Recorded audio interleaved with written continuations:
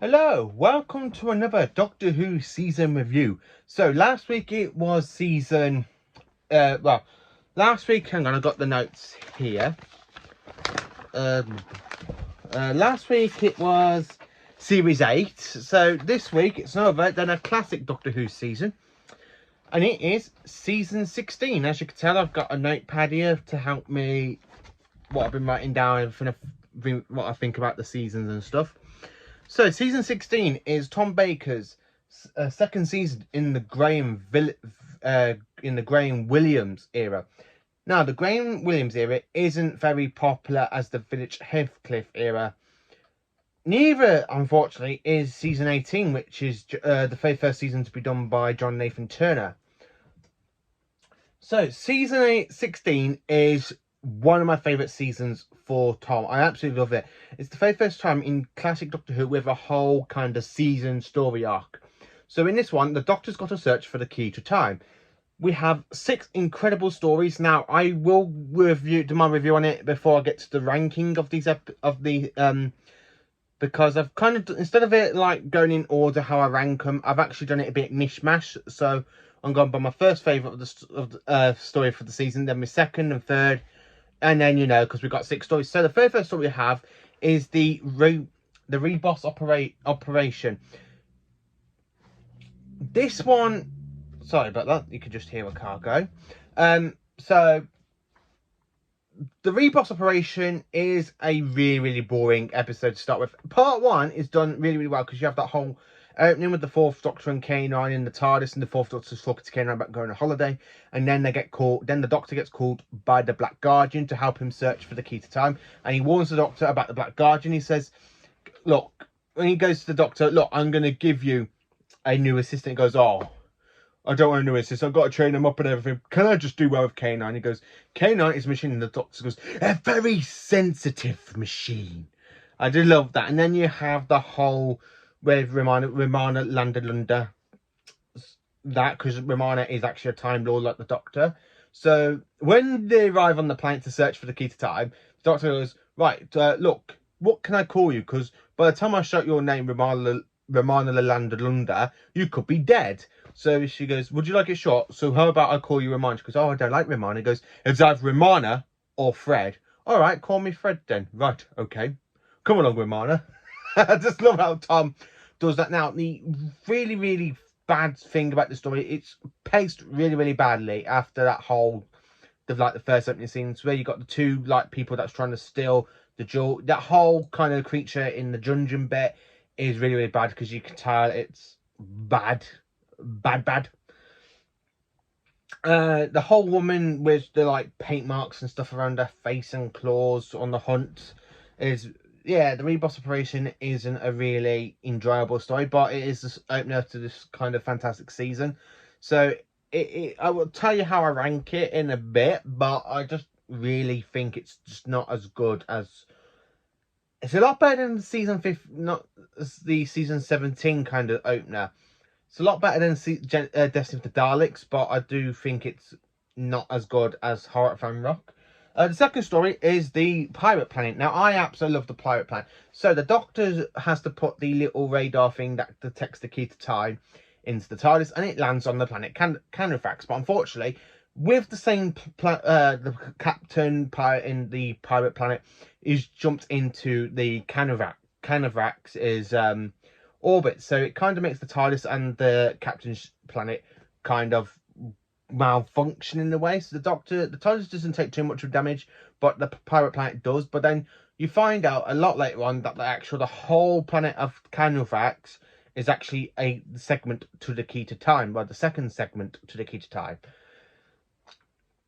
Now, I do love this story. I love the whole general thing. I love the captain. I loved all the support cast. It's a really, really fantastic story. I would suggest, if you haven't watched The Pirate Planet or any stories to the key to time, watch The Pirate Planet. It is a really, really enjoyable story. I just love everything about it, especially when you've got K9 spinning around and goes, "What's up with him?"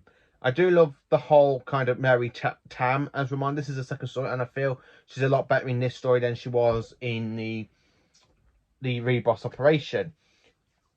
So then we're coming into the third story, which is known as The Stones of Blood, set in I believe it's Scotland where Stonehenge is it Stonehenge? Yeah, Stonehenge is believe that's in Scotland. I think it's either Scotland or I can't really remember where it was. I don't know if it's in like Scotland or just by Scotland, or is it down like the London area. I can't really tell. So many episodes of Doctor Who have took place there. I mean, this story, the Stones of Blood, took place there. The Pandorica opens, and then an episode of the Sarah Jane Adventures was filmed there. So I can't really remember where it was. If let me know in the comments section if the Stonehenge is actually in either Scotland or near London way, because I really can't remember, and for the hell of me. So anyway, with this kind of prison alien ship stuck in orbit, with the prisoner actually trapping two of the guards in the prison cell, and having two of the kind of stone statues. Now the stone statues are really brilliant because they can absorb blood. Literally have that whole first scene where the person puts his hand on the thing and it gets absorbed into it, and it goes on the kill, and it literally just the stones can destroy K9. I really do like this story. It's a really kind of good intention story, and plus at the end of it, as you know, the fourth Doctor Romana get the third segment of the Key to Time.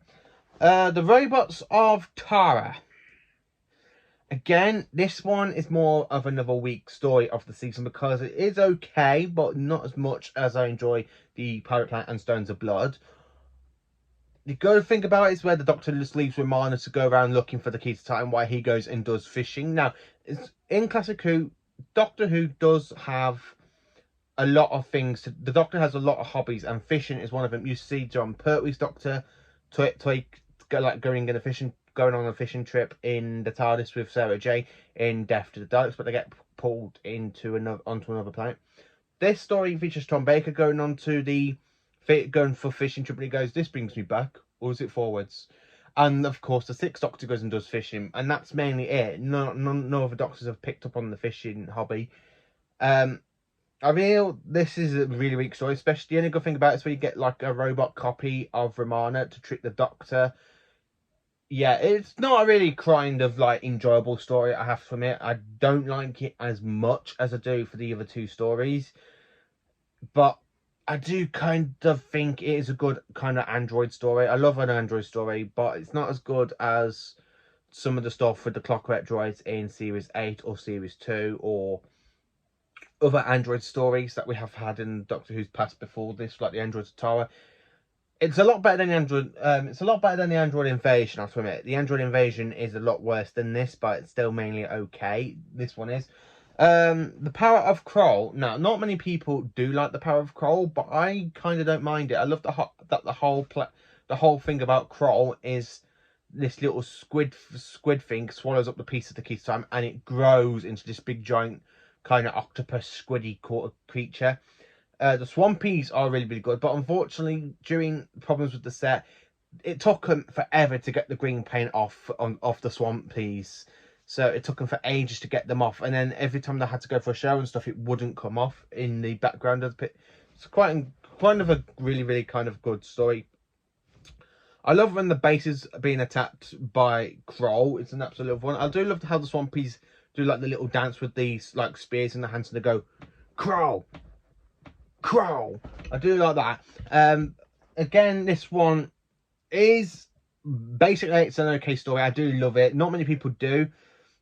Like just another sci-fi guy who I subscribe to from America. He absolutely hates the Power of Kroll, but I don't really mind it. I think it's a lot better than the Androids of Tara.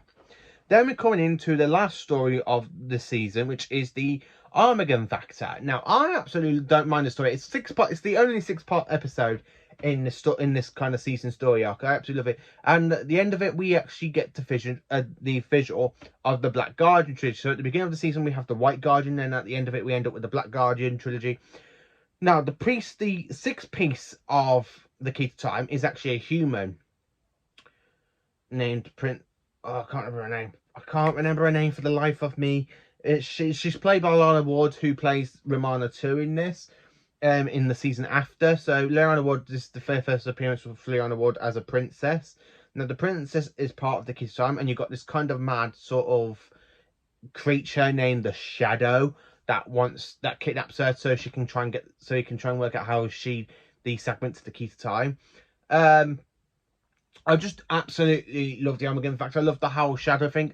We're introduced to another Time Lord, Rex, who is a good friend of the Doctor's. Now, the Doctor's nickname, we find out in this, is Farah Sigma, which is a really, really kind of a nickname that the Doctor got given in the Time Lord Society on Gallifrey in college or school. I can't remember where about it was in the timeline it was mentioned, but the Doctor gets shrinked by Drax, and then Drax shrinks himself, and then he left the TARDIS door open, which unfortunately is a bit of a massive failure because the Shadow sends one of his goons into the TARDIS to get the key to time, like the other 5 segments of the key to time. And then, of course, the Doctor does get the segments back. He has to make a fake segment to the key to time so he can try and slow down time with it. And after the Doctor gets the other piece of the key to time, I absolutely love it when he goes, "Are you listening to me, Romana? Because I could do anything. I got the key to time. There's no free will in the time universe. There's only my will because I possess the key to time." Doctor's like, "Yes, of course I'm all right."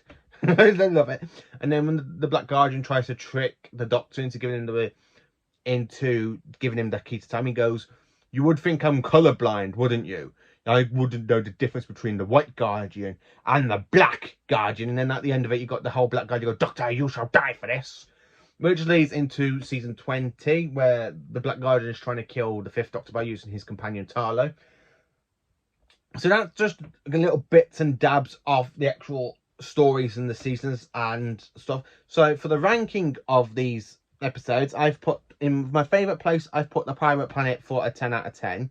Second favourite story, I have to say this, is the Stones of Blood. That one's a 10 out of 10.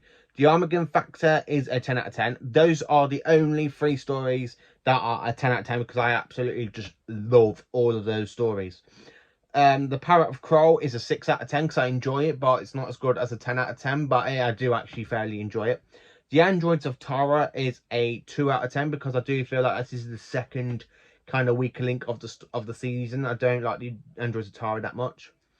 The Reebok Operation is a 1 out of 10. I just don't like the Reebok Operation. I mean, I watch it just for the intro for the Black Guardian and the bit of part 1, and then I just normally turn it off and go straight into the Pirate Planet because I absolutely do love the Pirate Planet. And I'm considering rewatching this season in a bit. So after I've watched it, I'm going to try and get through all 4 episodes of the Reebok Operation. I don't think I will because every time I've actually tried watching, I bought the limited edition a couple of months ago. I did an unboxing video of this one. I have tried rewatching it a load of times since February I got this. I just can't. I always skip over to, I even got it on VHS and I literally just skip it and go straight into the Pirate Planet because the Pirate Planet is the best story of this season by far. So let me know in the comments what you think of season 16. Do you love it? Do you hate it? How do you rank it in your kind of special effects review? Do you love the Androids of Tara and the Reebok Operation a lot more than I do? If so, let me know what you think of it. Does it get a lot better after episode 2, or does it just stick with episode 1 and then just skip the rest of it? The Power of Kroll is not its best story, but I absolutely love it for a lot more than I love it for a lot more than the other 2 stories I just talked about. The Armageddon Factor is one of the best episodes. The Stones of Blood is my second best episode of this season. And of course, the Pirate Planet is my all-time favourite. Thank you for watching this video. Please do like, subscribe and share to my channel. And please join me again next Sunday for another Doctor Who season or series review. I don't know which season it's going to be, but I will be a surprise. And there will be another video tomorrow or later on today of Monster and Villains series. I'm on episode 8. And I'm not going to tell you what aliens are going to be talking about. So anyway, thank you for watching. Please do like, subscribe and share. And I hope you have a very, very good kind of afternoon. And just thank you for supporting, subscribing to my channel. And thank you to the 2 new subscribers that have boosted me up to 72 subscribers. Thank you for watching. And just I'm really glad that you all seem to be enjoying my videos because I've gone up to 72 subscribers. Thank you for watching and have a good day.